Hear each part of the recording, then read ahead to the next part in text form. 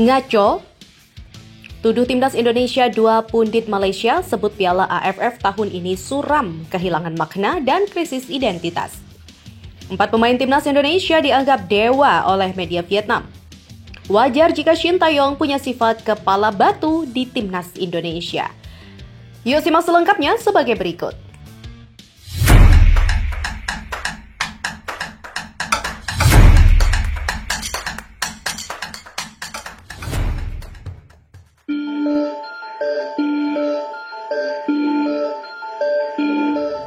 Dua pundit asal Malaysia berkomentar tentang situasi terkini jelang keberlangsungan turnamen ASEAN Cup 2024. Ajang antar tim Asia Tenggara tersebut akan berlangsung dalam waktu dekat ini. Turnamen yang dahulunya bernama Piala AFF itu akan dilangsungkan pada 8 Desember 2024 hingga 5 Januari 2025. Menariknya, beberapa tim pada turnamen ini turun dengan skuad yang kurang baik. Beberapa tim tersebut adalah Timnas Indonesia, Timnas Malaysia, dan Timnas Thailand. Shin Tae-yong memutuskan untuk menggunakan mayoritas pemain berusia di bawah 22 tahun untuk membela skuad Garuda pada turnamen ini. Hal itu dikarenakan ASEAN Cup tidak masuk kalender FIFA dan membuat pemain-pemain seperti Tom Hai, Jae In-sek, Mace Hilgers, dan lain-lain tak dapat tampil. Oleh sebab itu, kini tim Merah Putih dihuni para pemain seperti Ronaldo Kuatih dan kawan-kawan. Sementara itu, Harimau Malaya dan juga Gajah Perang kehilangan beberapa pemain utamanya. Di kubu Malaysia ada beberapa pemain penting seperti Dion Skul, Arif Aiman, Natso Insa, dan juga Lavere Corbin Ong yang absen. Lalu di tim Thailand, 3 nama seperti Teraton Bunmatan, Sanatip Songkrasin, dan juga Terasil Dangda yang tidak bisa diturunkan. Masalahnya sama, pemain-pemain tersebut memiliki agenda bersama timnya masing-masing. Hal itu juga mengundang perhatian dari 2 pundit asal Malaysia, yakni Kesmat dan juga Faiz Gurun. Melansir dari kanal YouTube Astro Arena, Kes mengatakan bahwa turnamen ASEAN Cup ini sudah kehilangan marwahnya. Dulu, turnamen ini dianggap sebagai Piala Dunia mini versi Asia Tenggara. Pasalnya, setiap ajang ini berlangsung pasti mengundang banyak penggemar yang menonton. Tapi saat ini tampaknya ajang 2 tahunan tersebut tidak dipandang mewah lagi. Saya rasa turnamen ini sedang mengalami krisis identitas. Maksudnya, dulu turnamen AFF ini dilihat sebagai Piala Dunia mini untuk wilayah Asia Tenggara. Turnamen ini membawa kenikmatan luar biasa untuk para penggemar, tapi sekarang ini turnamen ini sudah suram dan kehilangan makna. Demikian dikatakan Kes dikutip dari superbowl.id dari kanal YouTube Astro Arena, di mana perkataan Kes tersebut langsung ditanggapi oleh Faiz. Menurut Faiz, hal ini bisa terjadi karena 2 tim besar seperti Timnas Indonesia dan juga Timnas Thailand mulai memiliki target masing-masing. Untuk Gajah Perang, mereka saat ini berstatus sebagai Raja ASEAN karena sudah memiliki 6 trofi turnamen tersebut. Sementara itu, Timnas Indonesia saat ini masih fokus pada turnamen kualifikasi Piala Dunia 2026 zona Asia. Wajar apabila kedua tim itu menurunkan skuad lapis kedua untuk mengarungi ASEAN Cup 2024. Ini adalah penyebab mengapa turnamen tersebut kehilangan marwahnya. Thailand juga masih sebagai raja wilayah ini dan mempunyai tujuan yang berbeda, kelas yang berbeda daripada 10 lawan lainnya.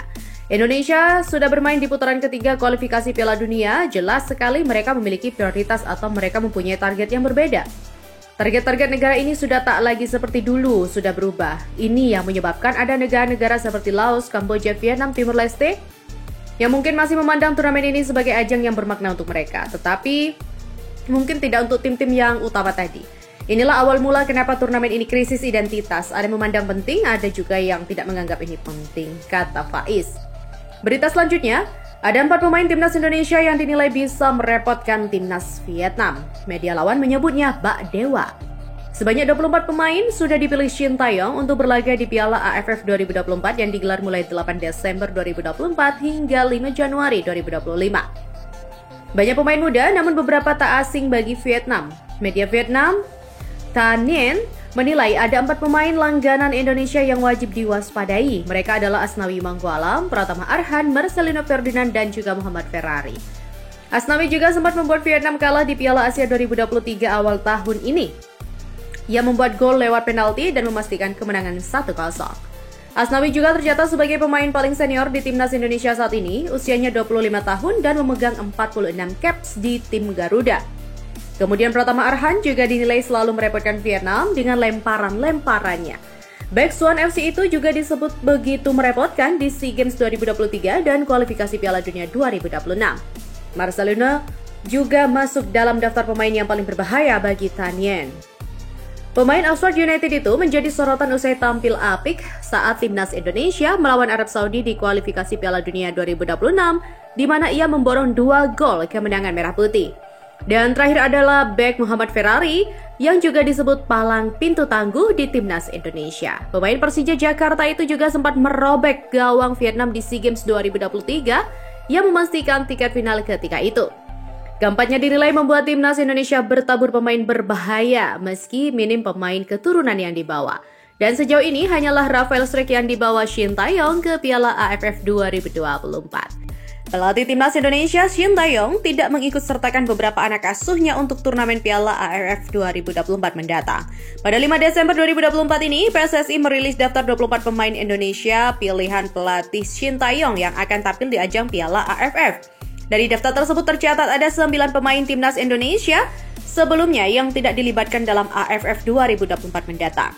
Di mana 9 pemain itu diantaranya adalah Akram Al-Ghifari, Ananda Raihan, Robert Oroba, Justin Hubner, Ivar Jenner, Made Tito Wiratama, Zaki Ashraf, Alvan Suaib, dan juga Arsa Ahmad.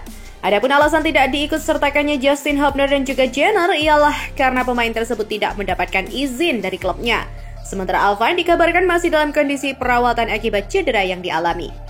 Sementara Zaki dan Made Tito dikabarkan mengalami cedera saat menjalani latihan di Bali hingga kemudian ia kembali dipulangkan ke klubnya.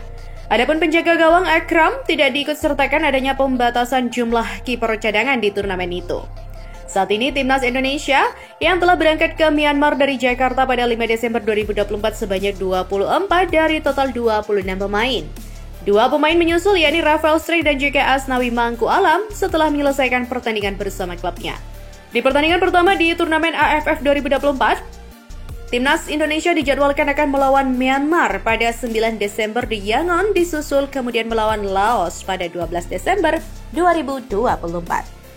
Dan berita selanjutnya, sifat keras kepala yang dimiliki Shin Tae-yong selaku pelatih timnas Indonesia adalah hal yang wajar.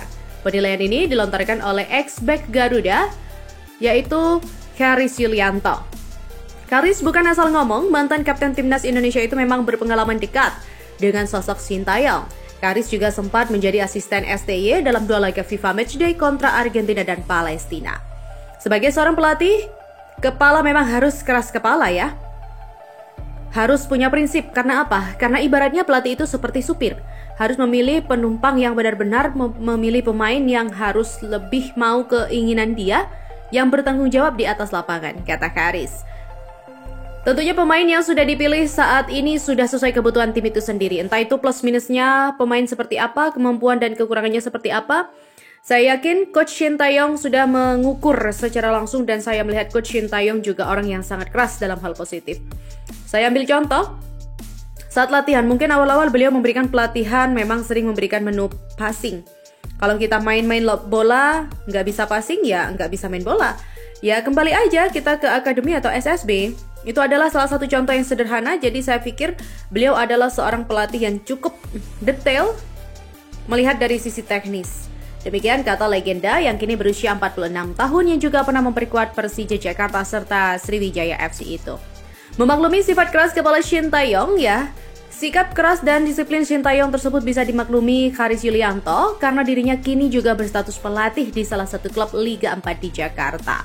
Dia mengatakan, jikalau salah ya harus dibetulkan. Saya juga sebagai seorang pelatih harus seperti itu dan harus tegas. Sebenarnya tak anti kritik. Saya melihatnya secara langsung, saya juga berkomunikasi dengan staf pelatih lainnya dan mereka pun nggak anti kritik. Kalau ada kritikan atau masukan demi perbaikan timnas, saya pikir diterima. Nggak ada masalah sebenarnya.